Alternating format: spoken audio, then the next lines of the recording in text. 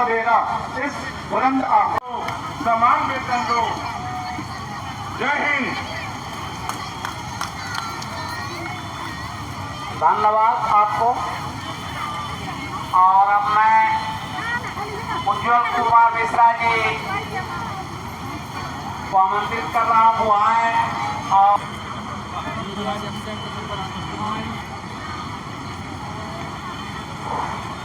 आप लोग कस्तूरबा विद्यालय की शिक्षिका हैं, क्या मांग लेकर के आप लोग राजभवन आए हैं? केजीबीवी कर्मी संघ के बैनर तले आज यहाँ उपस्थित हुए हैं। परियोजना कर्मियों के साथ हम लोगों का यह धरना चल रहा है और हम लोग यहाँ पे मांग लेकर आए। मुख्य मांग हमारी वेतन वृद्धि है।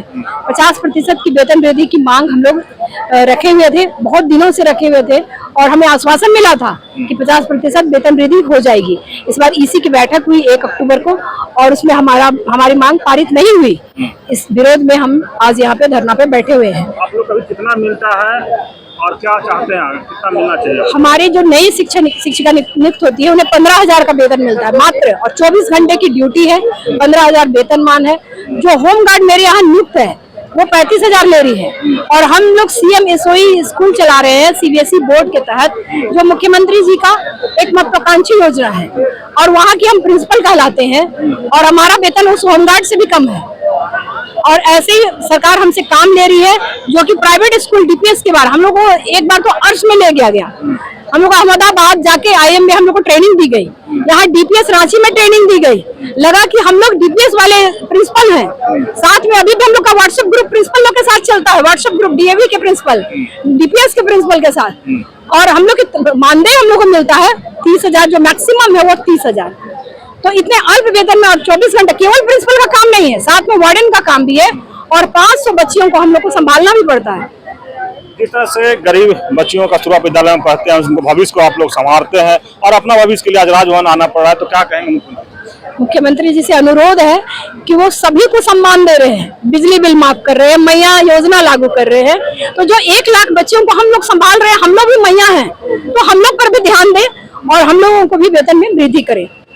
कल कैबिनेट की बैठक है, क्या लगता है कि आप लोग की जो मांग है वो कैबिनेट की बैठक में आएगा? कैबिनेट की बैठक में हमारी मांग इसी में पास नहीं हुई है, इसी में पास होने के बाद ही हमारे कैबिनेट में जाती है। लेकिन सीएम चाहे तो कुछ मुश्किल नहीं है, सीएम अगर चाह गए तो हो जाना चाहिए। मैं रोहिणी प्रसाद, प्रदेश अध्यक्ष केजीबीवी। आप लोग क्या मांग लेकर के राजभवन आए? हम लोग मांग लेकर के आए हैं कि हम लोगों को जो है जिनकी 10 साल पूरा हो चुका है उनका सेवा का नियमितीकरण हो, सभी लोगों को जो है समायोजन नीति राज्य सरकार लागू करे और जो हमारा कंज्यूमर प्राइस इंडेक्स के अनुसार जो महंगाई भत्ता है वो सबको मिले, चिकित्सा और बीमा भत्ता सबको मिले। ये हमारे 3 सूत्रीय मांगों के समर्थन में आज हम लोग यहाँ उपस्थित हैं।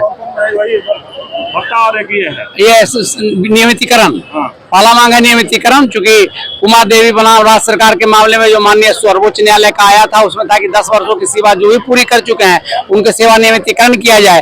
कई राज्यों में किया गया, लेकिन ये दुर्भाग्य है कि झारखंड सरकार के कानून पर अभी तक जू नहीं रेंगी है और आज तक ये लोग जो है इस पर कोई मंथन नहीं किए हैं, ना कोई इन्होंने समायोजन नीति बनाई है और सिर्फ लोगों को जो है सिर्फ बरगला कर रख रहे हैं। आप लोगों का ज्वाइनिंग किस तरह से हुआ था? हम लोगों की ज्वाइनिंग रिटेन एग्जाम हुआ, इसके बाद जो है ओरल हुआ, इसके बाद ग्रुप डिस्कशन हुआ और सारे उस चीज को फॉलो किया गया जो कमीशन फॉलो करता है।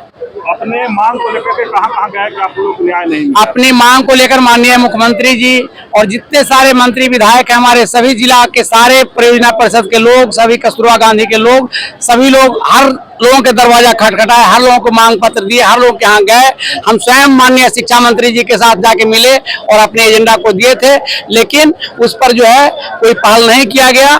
बीच में 1 अक्टूबर को राज्य कार्यकारिणी समिति की बैठक रखी गई थी। बैठक में हमारा सारा एजेंडा गया था, जिसमें 50% वृद्धि की बात थी, कस्तूरबा गांधी बालिका विद्यालय के जो भी लोगों ने समायोजन की बात थी, आपको सेवा नियमावली बनाने की बात थी, इंक्रीमेंट की बात थी, सीनियर लोगों को विशेष देने की बात थी। लेकिन पूरे का पूरा एजेंडा जो कस्तूरबा गांधी बालिका विद्यालय संघ के लोगों का था और झारखंड शिक्षा परियोजना परिषद के लोगों का था, सबको दरकिनार कर दिया गया। एक भी एजेंडा पर जो है उस पर माननीय चीफ सेक्रेटरी ने कोई भी फॉलो नहीं किया और हम लोगों को जो है बाध्य होकर के आज जो है इस आंदोलन के लिए उतारू होना पड़ा। क्या लगता है जिस तरह से चुनाव नजदीक आचार संहिता लगने वाला है, इसी बीच में पूजा भी है, तो आपकी मांगों पर सरकार पालन कर पाएंगे? तो बिल्कुल, हम तब तक अपनी मांगों को आंदोलन जारी रखेंगे जब तक पूरा नहीं होगा। कल तक 7 और 8 हमारा आंदोलन है और कल के बाद हम लोगों ने पूरे झारखंड सूबे के 45 संगठनों के साथ, जिसमें मनरेगा है, समाज कल्याण है, शिक्षा है, आईसीपीएस है, आईसीडीएस है और हेल्थ डिपार्टमेंट है, आपको पीएमयू आवास योजना है आपको उपभोक्ता संरक्षण में जो लोग हैं, सभी लोगों के कर्मी जो कांटेक्ट पर हैं, सारे लोगों को हम लोग महागठबंधन के रूप में बनाए हैं और वो जो हमारा यूनियन होगा उसके तहत हम लोग 15 तारीख से पुनः आंदोलन के लिए पूर्णतः तत्पर है। सभी लोगों के साथ वर्चुअल मीटिंग हो चुका है और जितने अनुबंध कर्मी काम कर रहे हैं जिले में, वो सारा लोग मिलकर हम लोग एक जो हमारी नीति है कि समायोजन नीति लागू करना होगा, इसके लिए काम करेंगे। आपको ये जानकर खुशी होगी कि हर जिला में लगभग 7,500 लोग अनुबंध पर हैं। पिछले बार माननीय मुख्यमंत्री जी ने संविदा संवाद किया था, जिन्हें उन्होंने स्वयं मुखारबिंद से कहा था कि हम संविदा सब समाप्त कर देंगे, अब ये प्रथा नहीं चलेगी, लेकिन आज उस पर कोई पहल नहीं हुआ और हम 7,500 लोग हैं और हर व्यक्ति के पास 10-10 लोगों को प्रभावित करने का जो है क्षमता है और 7,500 गुना अगर आप 10 करेंगे तो हर विधानसभा में 75,000 लोगों को हम प्रभावित कर सकते हैं। अगर सरकार हमारी मांगे मान ली तो मैं उनके सहयोग के लिए तैयार हूं, अगर मांगे नहीं मानी तो उनको भी रोड पर हम लोगों की तरह आना होगा। ये संकल्प के साथ हम लोगों ने इस कार्यक्रम की शुरुआत की है और यह तो सिर्फ टेलर है। 15 तारीख के बाद हम लोग उग्र आंदोलन करेंगे, जिसमें पूरे राज्य के सारे अनुबंध कर्मी महासंघ के साथ एक बैनर के साथ रहेंगे और परियोजना परिषद के लोग, कस्तूरबा गांधी के लोग जिस चिंगारी को जलाया है, इस मसाल को लेकर हम लोग आंदोलन जब तक समायोजन नीति नहीं बन जाएगा, 10 वर्षों की जो कोर्ट का आदेश है माननीय न्यायालय का, उसका नियमितीकरण नहीं होगा, तब तक इस आंदोलन को हम लोग जारी रखेंगे। मैं अशोक कुमार सिन्हा, झारखंड शिक्षा परियोजना परिषद राजस्थान। मांग लेकर के आप लोग राजभवन पहुंचे? हम लोग का 3 सूत्री मांगे हैं। वेतन वृद्धि एवं महंगाई के तर्ज पर सीपीआई लागू कराना, दूसरा समूह बीमा, चिकित्सा बीमा और तीसरा सेवानिवृत्तीकरण। क्योंकि हमारे जो भी आज झारखंड शिक्षा परियोजना में कर्मी है वो बिहार के से ही बढ़ करके यहाँ आए हुए हैं। क्योंकि जब बिहार और झारखंड का जब विभाजन हुआ था तो उसके कुछ कर्मी यहाँ हैं, उसके बाद हम लोग का वही बिहार का ही नियमावली हम लोग में लागू हुआ है। उसमें साफ लिखा हुआ कि इनका जो वेतन है राज्य सरकार एवं केंद्र सरकार के समतुल्य देय है। जब भी हम लोग इसका डिमांड करते हैं तो हम लोग को कार्यकारिणी बैठक में 10%, 5% दे दी जाती है। परंतु इस बार मुख्यमंत्री हेमंत सोरेन जी मुख्यमंत्री बनने से पहले संविदा संवाद किए थे कि जितना भी अनुबंध कर्मी है सभी को समायोजन नीति लाके सभी को समायोजन कर दिया जाएगा और वेतन भी बढ़ जाएगी। हम लोग बारम्बार मुख्यमंत्री से हम लोग मिलते रहे, मांग पत्र देते रहे, विभाग को देते रहे और इस बार ऐसा हुआ था कि 1 अक्टूबर का पहले हम लोग जब शिक्षा मंत्री और मुख्यमंत्री और सेक्रेटरी साहब को दिए थे तो हम लोगों की मांग 1 अक्टूबर का बैठक में गई थी।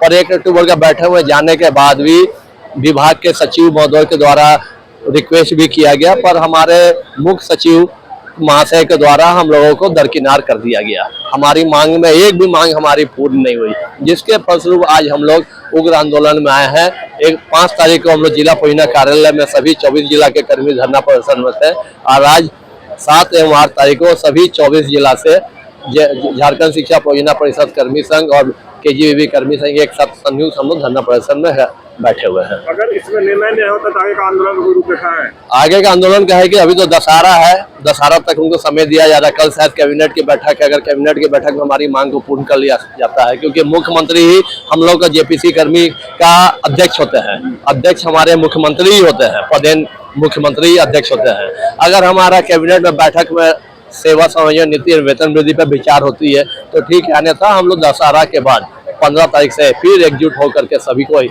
अनिश्चितकालीन हड़ताल में चले जाएंगे, जिससे पूरी की पूरी शिक्षा व्यवस्था ठप हो जाएगी, जो सरकार के ऊपर इसका विपरीत प्रतिक्रिया पड़ेगा। राजीव शरण, प्रदेश अध्यक्ष, झारखंड शिक्षा परियोजना परिषद कर्मी संघ।